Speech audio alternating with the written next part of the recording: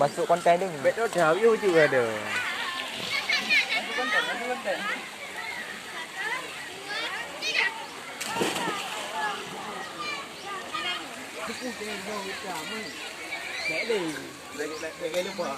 Hargailah, baik juga.